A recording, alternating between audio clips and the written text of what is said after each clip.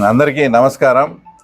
ముఖ్యంగా ఈరోజు బడ్జెట్ సమావేశాలు అంటే రాష్ట్రానికి సంబంధించి ఒక సంవత్సరం వరకు ఏ దానిలకు అలోకేట్ చేయాలా, ఏమేమి చేయాలా అనే దాని మీద అంటే ఒక ఎమ్మెల్యేగా ఒక ప్రతిపక్ష నాయకుడిగా కూడా ఈ బడ్జెట్ సమావేశాలు అనేవి చాలా చాలా ముఖ్యమైన సమావేశాలు. మీరు ఇలాంటి సమావేశాలకు కూడా హాజరు కాకుండా అంటే నాకేదో ప్రతిపక్ష హోదా ఇవ్వలేదని, అది ప్రతిపక్ష హోదా ఇవ్వాలన్నా వద్దా అని ప్రజలు డిసైడ్ చేసినది. అంటే మీరు ప్రజల్నే ఒక రకంగా అవమానిస్తారు. సరే, నాకు ప్రతిపక్ష హోదా ఇవ్వలేదని ఇంకోటి ఏదో సాకులు చెప్పి గత గవర్నమెంట్ ఫామ్ అయిన నుంచి 1.5 సంవత్సరం నుంచి ఇప్పుడు బడ్జెట్ సమావేశాలు కూడా ఈరోజు జగన్ రెడ్డి గారు అసెంబ్లీకి పోకుండా ఈ రకంగా చేయడం అనేది చాలా చాలా విచారకరమైనటువంటి విషయం. ఎందుకంటే ముఖ్యంగా పులివెందుల ప్రజలు మిమ్మల్ని ఎమ్మెల్యేగా ఎన్నుకున్నారు. మీరు అసెంబ్లీ సమావేశాల్లో అందున బడ్జెట్ సమావేశాల్లో కూడా మీరు వెళ్లకుండా ఆబ్సెంట్ అయితే అల్టిమేట్గా నష్టపోయేది ఎవరు అని ఒకసారి ఆలోచించండి. ఎవరు నష్టపోతారు? పులివెందుల ప్రజలు, పులివెందుల నియోజకవర్గం నష్టపోతుంది. ఎందుకంటే అనేకమైనటువంటి మేమే సమస్యలు లేవని చెప్పడంలే. ఇప్పుడు ఎలమారపల్లిలో రోడ్లన్నీ తవ్వి చాలా ఇబ్బందికరంగా ఉంది. బాపనపల్లిలో అదే పరిస్థితి. నిన్న నాక్ బిల్డింగ్ కాడ వెనకల అన్ని అండర్ డ్రైనేజ్ కోసం తవ్వినారు. బాకరాపురం కాడ అట్లే. ఇంకా చాలా అసంపూర్తిగా ఉండే సమస్యలు ఇవన్నీ కూడా మీ నిర్వాహకం వల్లనే. మేము 30 ఏళ్ళ అధికారంలో ఉంటామని చెప్పేసి పూర్తి చేయాల్సిన టైంలో పూర్తి చేయకుండా ఇవంతా ప్రజలకు అసౌకర్యంగా చాలా ఇబ్బందికరమైన పరిస్థితి తీసుకొచ్చి పెట్టినారు. మేము మా వంతు కృషి చేస్తున్నాం. మేము కూడా తొందరగా ఈ కంప్లీట్ చేయాలని కూడా చూస్తున్నాం. కానీ మాకన్నా నువ్వు ఒక మాజీ ముఖ్యమంత్రివి, నువ్వు ప్రజల చేత ఎన్నుకోబడిన పులివెందుల ఎమ్మెల్యే కాబట్టి మా పులివెందుల ప్రాంతంలో ఇవన్నీ సమస్యలు ఉన్నాయని మీరు అసెంబ్లీలో మాట్లాడితే వాటికి ఇంకా తొందరగా కూడా పరిష్కారం వస్తుంది. ఆ వైపు ఆలోచన చేయకుండా మీరు ఒక ప్రతిపక్ష పార్టీకి చెందిన ఒక పార్టీ అధ్యక్షుని. మీరు పులివెందుల సమస్యలతో పాటు రాష్ట్ర సమస్యలు కూడా మీరు మాట్లాడే మీకు రైటు అవన్నీ మంచి ఒక అద్భుతమైన వేదిక. అక్కడికి పోతే నాకు మైక్ ఈరని అదని నువ్వు అంత అపోహలు పెట్టుకొని మీరంతకు మీరే ఊహించుకొని చేయడం కాదు. మీరు ఒకసారి వెళ్ళి సమస్యల పట్ల మాట్లాడండి. మైకు ఇవ్వని రోజు నాకు ఈ టైంలో మాట్లాడిన మైక్ ఇవ్వలేదు కాబట్టి నేను అసెంబ్లీ సమావేశాలను బహిష్కరిస్తానని చెప్పాలి. కానీ ఇక్కడ పులివెందుల ప్రాంతాన్ని, పులివెందుల ప్రజల సమస్యలను ఇవన్నీ గాలికి వదిలేసి నిన్ను ఎన్నుకున్న పాపానికి మేము పులివెందుల పులివెందుల వాసిగా మేము దానికి శిక్ష అనుభవించాలన్నా. కాబట్టి ఇప్పటికైనా మీరు బుద్ధి మార్చుకొని తప్పకుండా మీరు అసెంబ్లీకి పోయి జిల్లాకు సంబంధించినవి, ముఖ్యంగా పులివెందులకు సంబంధించినవి ఇందాక నేను అవన్నీ చెప్పిన, మేము కూడా మా ముఖ్యమంత్రి గారితో మాట్లాడి తొందరగా నిధులు తెచ్చి కంప్లీట్ చేస్తాం. మాకు తోడుగా మీరు కూడా అసెంబ్లీలో ఇవన్నీ ప్రస్తావిస్తే మన పులివెందుల సమస్యలు తొందరగా తీరుతాయని జగన్మోహన్ రెడ్డి గారికి రిక్వెస్ట్ అనుకో, సూచన అనుకో, అడగడం అనుకో, ఏమన్నా కానీ ఆ రకంగా మీరు చేయాలని ఆశిస్తూ, ఈయన చూస్తే అసెంబ్లీకి పోకుండా ఉన్నాడు. ఇంకొక ఆయన పార్లమెంటుకు పంపిస్తే ఇంతమంది ప్రజలు మూడోసారి పార్లమెంటుకు పంపిస్తే ఆయన పార్లమెంట్లో మాట్లాడిన క్వశ్చన్ విధానము నాకు తెలిసి ఇక్కడ మన ప్రథమ పౌరుడు ఒకటి సీఫ్ ఫామ్ పెట్టాడు. ఆ సీఫ్ ఫామ్లో నాకు రేట్లు గిట్టుబాటు కాలేదు, దీనికన్నా నాటుకోడి ధరలే బాగున్నాయని ఆయన ఏమో చెప్పినట్టుంది.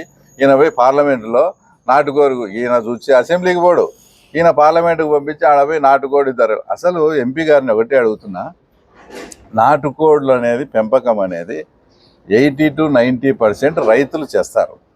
మిగతా 5-10% ఏమైనా ఫామ్స్ పెట్టుకొని అది కూడా రైతులే చేస్తారు. నాటుకోడి ధరలు పెరిగినందువలన ఏమైనా రైతులకే కదా లాభం? ఏమైనా ఫ్యాక్టరీ ప్రొడక్ట్, అదేమన్నా ఫ్యాక్టరీ నుంచి ఉత్పత్తి ఏటైతే రేట్లు పెరిగినాయి, మనం తగ్గియాలని మీరు మాట్లాడాలా? అంటే రైతులకు సంబంధించిన రేట్లు పెరిగితే కూడా అది కూడా మీరు ఓర్చలేక దాని మీద ఇంకా ఏం సబ్జెక్ట్ లేవని దాని మీద ఆయన మాట్లాడడం. అసలు ఇది పార్లమెంటు పుట్టినప్పటి నుంచి ఇంత ఆలోచింపదగిన, ఇంత అంటే నిర్మాణాత్మకమైన ఆలోచింపదగిన ప్రశ్న ఇంతవరకు అసలు ఇంతవరకు కాలేదంట. అక్కడ లోక్సభ వర్గాలు జరుగుతున్నాయి. నాకు తెలిసి బడ్జెట్ సమావేశాలు ముగింపు సందర్భంగా ఇట్లా ఉత్తమ ప్రశ్నకి ఇదే ఎన్నికే ఈయనకు సన్మానం చేస్తామని కూడా లోక్సభ వర్గాలు తెలుపుతున్నాయి. ఏమీ సబ్జెక్టు లేదని మళ్ళీ మేమేదన్నా ఎవరయ్యా మీకు సలహా ఇచ్చిందంటే దాని ఇంకా పెద్ద రాద్ధాంతం చేస్తారు. కాబట్టి ఎంపీ గారు బిఎస్ఎన్ఎల్ టవర్లు పెట్టడము, ఏదైనా రైళ్ళు ఆపడం కాదు. రైలు స్టేషన్ కాడ ఆపించడం కాదు. మీరు మూడోసారి ఎంపీ. మన ప్రాంతానికి ఏదన్నా ఫ్యాక్టరీలు కానీ మన ప్రాంతం ఏదైనా బాగుపడేటట్లు మీకు మూడోసారి ఎంపీ ఆ అనుభవాన్ని అంతా ఉపయోగించి లోక్సభలో మాట్లాడి ఏదన్నా అతను మన ప్రాంతానికి ఉపయోగపడేట్టు చేయాలని. తర్వాత ఒకటి, ఈయన చూస్తే నాటుకోళ్ళు ఇదంటాడు, ఆయన చూస్తే షీప్ ఫామ్, ఇంకా ముఖ్యమంత్రి గారు చూస్తే అది ఏందో పులివెందుల ప్రజలు ఎప్పుడు తినట్టు చేపలు రొయ్యలు మీకు అందుబాటులో తెస్తా అంటారు. అంటే ఒకసారి పులివెందుల ప్రజలు కూడా ఆలోచించండి, ఎలాంటి వాళ్ళని మనం ఎన్నుకున్నాము, మనం ఎన్నుకునే దానికి వాళ్ళు ఏం చేస్తారు. ఒక ఆయన చేపలు రొయ్యలు అంటాడు, ఒక ఆయన నాటుకోడి ధరలు తగ్గాలంటాడు, ఇంకో ఆయన అసెంబ్లీకి పోవాలంటాడు, ఇంకో ఆయన ఇంకోటి చేస్తామంటాడు. ఒకసారి మీరు కూడా మనం ఎలాంటి వాళ్ళని అనుకున్నామో సమస్యల పట్ల స్పందించి చేయండి మిమ్మల్ని ఎన్నుకునే దానికి. ఇంకో విషయం, జగన్మోహన్ రెడ్డి అరటి ధరలు 3,000 పడినప్పుడు ఏమన్నాడబ్బా, 3,000 రూపాయలు టన్ను పోయినప్పుడు వచ్చి తోటలు సందర్శించి అది ఏందో పెద్ద రాద్ధాంతమైనట్టు చేసి ఏమేమో చేశా. ఈరోజు టన్ను 25,000 రూపాయలు పోతున్నాయి. దీని వెనుక మా ముఖ్యమంత్రి కానీ కడప జిల్లా కలెక్టర్ కానీ ఆ తర్వాత మేమంతా చేసిన కృషి అసలు మీకు ఎవరికైనా తెలుసా? ఎక్కడెక్కడ మార్కెటింగ్ ఉంది, ఎట్లా ఉంది, దాన్ని మానిటరింగ్ చేసి హార్టికల్చర్ వాళ్ళతో మీటింగ్ పెట్టుకొని ముఖ్యమంత్రి కానీ కలెక్టర్ కానీ మేము కానీ అందరం కష్టపడి ఈరోజు 25,000 రూపాయలు టన్ను పోతున్నాయి. రైతులంతా సంతోషంగా ఉన్నారు. మరి రా, ఎట్లా నువ్వు అసెంబ్లీకి పోవడం లేదు కదా, ఎటు టైం అంతా ఖాళీగా ఉంది, ఇప్పుడు రా అరటి తోటలకు వచ్చి అరటి రైతులను విచారించు, ఎంత పోతుంది రేటు, ఏమయ్యా మీరు హ్యాపీగా ఉన్నారా? చంద్రబాబు గవర్నమెంట్లో రేట్లే రావని దుష్ప్రచారం. అంటే ఒక విపత్తు వచ్చినప్పుడు ఏదైనా జరిగినప్పుడు ఆ రేట్లు తగ్గితే దాన్ని కూడా రాజకీయం చేసి వాడుకుంటారా మీరు? మరి ఈరోజు రండి, అట్లే ఎర్రబల్లి చెరువుకు రండి, పక్కన వచ్చి నల్గొండపల్లెళ్ళు, నాయన మాకు నీళ్ళు ఎక్కువైనాయి, మాకు వచ్చే నీళ్ళు వద్దని వేడుకొని ఈ బుద్ధాడు మూపించుకున్నారు.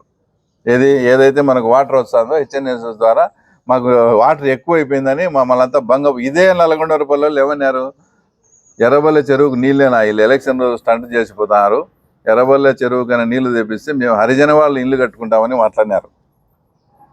అలాంటి ఆ ఊరోళ్ళే ఈరోజు వచ్చి మాకు నీళ్ళు ఎక్కువైనాయి మా ప్రభు ఎట్లా మమ్మల్ని కాపాడండి అని అడుగుతున్నారు.